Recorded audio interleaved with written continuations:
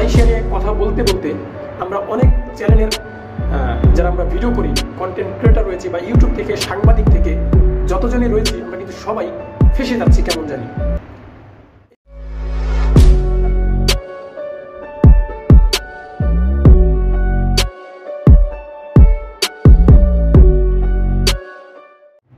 আসসালামু আলাইকুম, কেমন আছেন সবাই? আশা করি সকলেই ভালো আছেন।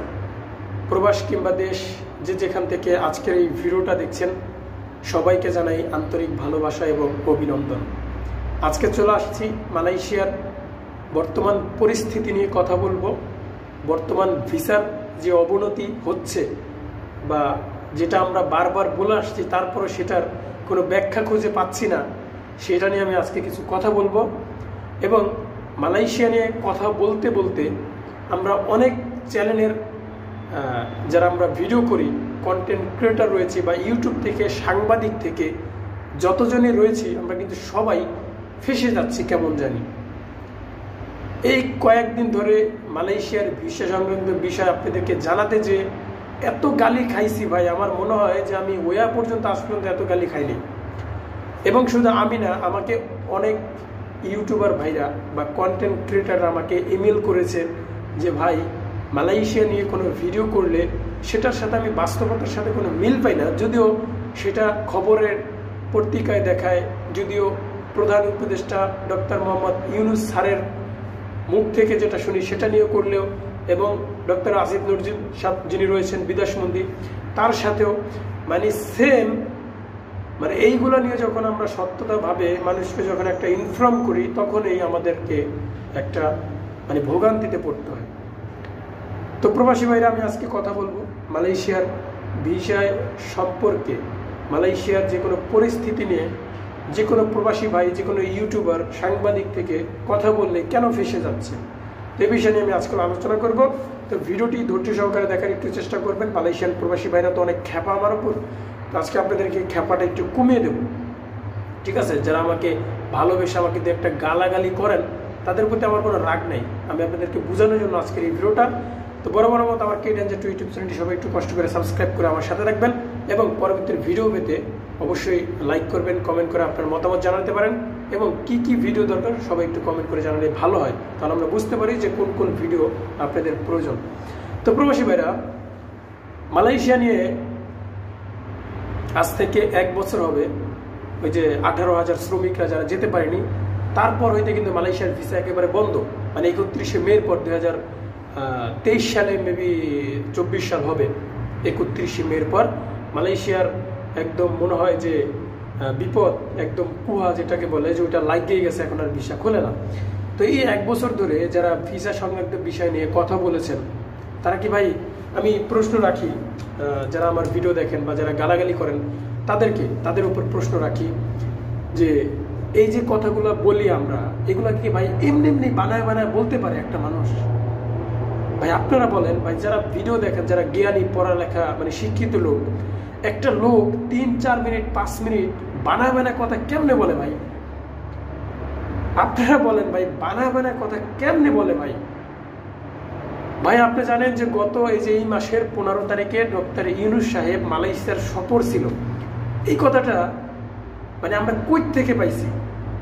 অবশ্যই আমরা ওই যে বাংলাদেশের যেই মন্ত্রণালয় রয়েছে প্রবাসী কল্যাণ ভবন, সেখান থেকে তো আমরা পাইছি খবরটা, তাই না? বিভিন্ন নিউজ থেকে, ভালো ওয়েবসাইট থেকে, মালয়েশিয়ান দূতাবাস থেকে, মানে ওই সব জায়গা থেকেই তো আমরা পাইছি না। এখন অনেকে বলতেছে যে ভালো হয়েছে, খুব তো লাফালাফি করছেন যে ডক্টর ইউনুস সফরে যাবে, মালয়েশিয়ার ভিসা সব খুলে দেবে। ভাই আমরা এই খবরগুলো কই থেকে পাই এবং কই থেকে আপনাদেরকে শেয়ার করি, সেই বিষয়টা আপনারা একবারও চিন্তা করেন না, ঠিক আছে? আই থিঙ্ক, আমি মনে করি যে এই চিন্তাগুলো আসলে আমার ভাইরা, আমাকে যারা ভালোবাসেন, আমাকে যারা ফলো করেন, আমার যারা ভিডিও দেখেন, তারা একবার এই চিন্তা করেন না ভাই।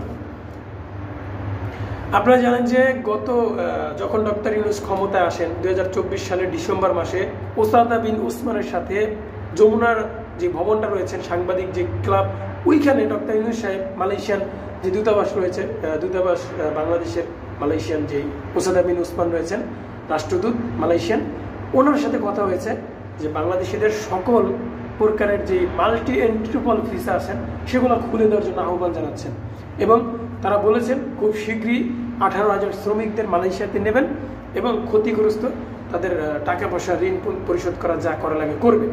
এখন এই খবরটা আমরা দিছি, দেওয়ার পর কয়েকদিন পর করতেছে যে ভাই মানে আপনি যে বললেন যে 18,000 শ্রমিক নেবে, কই নিল না তো ভাই, আমি কি নেব ভাই? নেবে বাংলাদেশের সরকারে, মালয়েশিয়ান সরকারে, আমরা কেন নেব ভাই? আমরা তো আপনাদেরকে নিউজ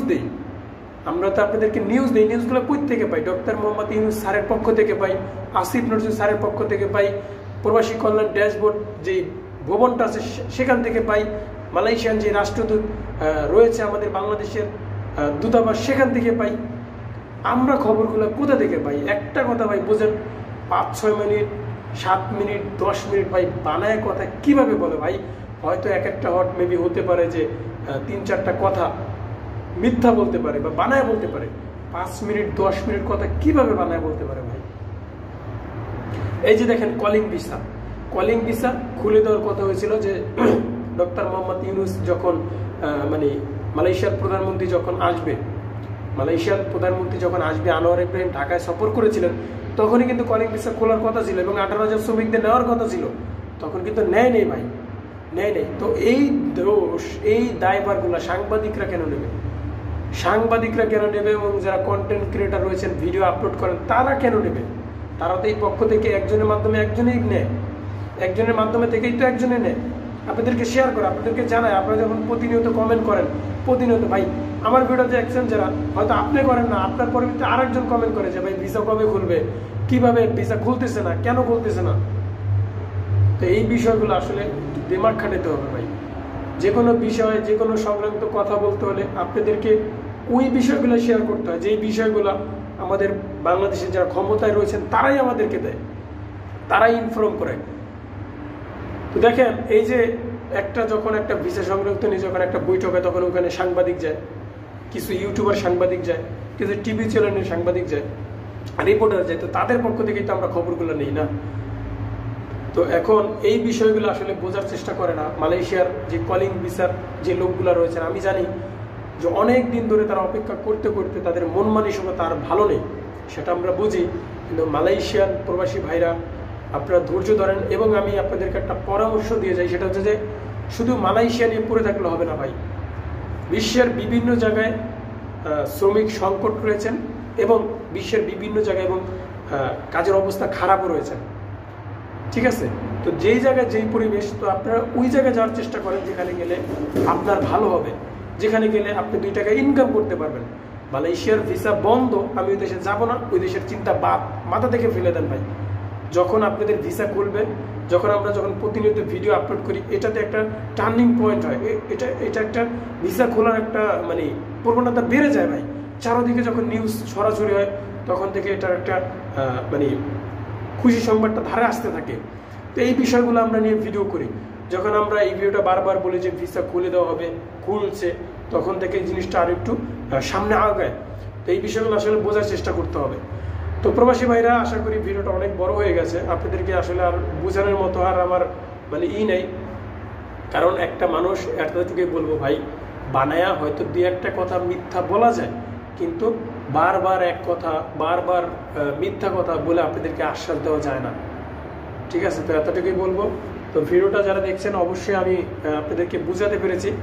তো এই ভিডিওটার নিচে অনেক ভাই কমেন্ট করবেন, যাতে আপনাদের কোনো কিছু প্রয়োজন হলে ভিসা সংক্রান্ত বিষয়, যে কোনো দেশের, মালদ্বীপ, মালয়েশিয়া, দুবাই, সৌদি, কাতার, বাহরাইন, ব্রুনাই, মরিশাস, যে কোনো দেশের, মিডল ইস্টের যে কোনো দেশের ভিসা সংক্রান্ত বিষয় আমি আপনাদেরকে আপডেট দেওয়ার চেষ্টা করব। অবশ্যই আপনাদের কমেন্টের রিপ্লাই দেওয়ার চেষ্টা করব। তো প্রবাসী ভাইরা, আজকের মতো এখানেই ছিল। যদি ভিডিওটি ভালো লাগে থাকে অবশ্যই লাইক করবেন, কমেন্ট করে আপনার মতামত জানাবেন এবং ভিডিওটি শেয়ার করে আপনাদের বন্ধুদের দেখার সুযোগ করে দিবেন। তো ভালো থাকবেন সবাই, খোদা হাফেজ।